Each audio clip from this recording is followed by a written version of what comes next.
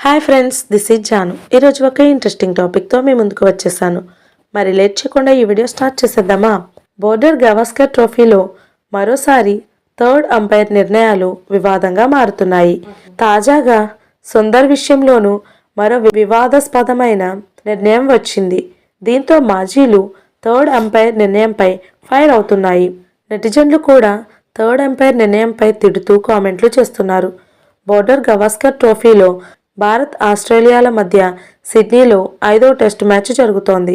శుక్రవారం నుంచి ప్రారంభమైన ఈ సిరీస్లో చివరి టెస్ట్ మ్యాచ్లో ఆస్ట్రేలియా బౌలర్లు అద్భుతంగా రాణించి తొలి రోజే టీమిండియాను వెన్నుపోటు పొడిచారు.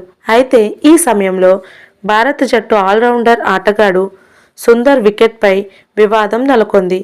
భారత క్రికెట్ జట్టు కీలక బ్యాట్స్మెన్ మరోసారి విఫలమై పెద్దగా రాణించలేకపోయారు.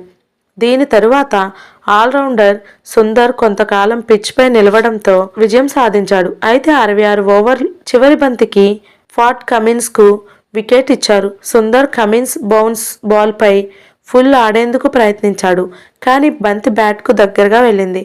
దీనిపై ఆస్ట్రేలియా ఆటగాళ్లు అప్పీల్ చేయగా మైదానంలోని అంపైర్ తిరస్కరించడంతో కంగారు జట్టు కెప్టెన్ రివ్యూ తీసుకుని స్నికోమీటర్ను పరిశీలించిన తరువాత థర్డ్ అంపైర్ అతడిని అవుట్గా ప్రకటించాడు. ఈ వికెట్ తర్వాత సుందర్ తీవ్ర నిరాశకు గురయ్యాడు. దీనితో మరోసారి వివాదాస్పద నిర్ణయంతో భారత్ బ్యాట్స్మెన్ వికెట్ కోల్పోవలసి వచ్చింది. సుందర్ తొలగింపుపై అభిమానులు తీవ్ర ఆగ్రహం వ్యక్తం చేస్తున్నాయి. సోషల్ మీడియాలో తన ఆగ్రహాన్ని వెళ్ళగక్కారు. ఇక్కడ అభిమానులు కూడా ఆస్ట్రేలియా జట్టును మోసగాళ్ళు అంటూ ఆరోపిస్తున్నారు.